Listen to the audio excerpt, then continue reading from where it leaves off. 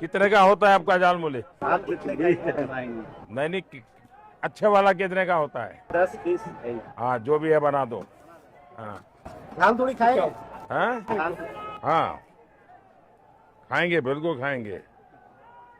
तो कितना, 10 रुपए देना है? दुकान में आए सर एक हाँ, 10 रुपए देना है। नहीं भाई, ऐसा नहीं। हाँ हाँ प्याज खाते हैं आप? हाँ, हाँ प्याज खाते हैं, दिमाग नहीं खाते बस।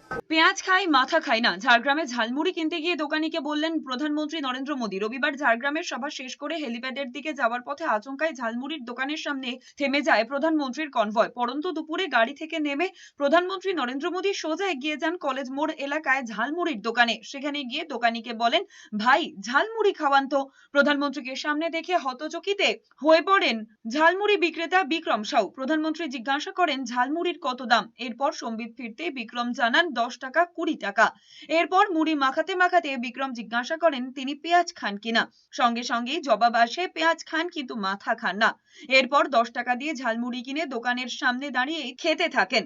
দোকানের সামনে দাঁড়িয়ে থাকা মানুষজনের সঙ্গে ছোট্ট জনসংযোগও সেরে নেন তিনি। পরে সেই ঝালমুড়ি খাওয়ার ছবি সোশ্যাল মিডিয়ায় পোস্ট করেন প্রধানমন্ত্রী।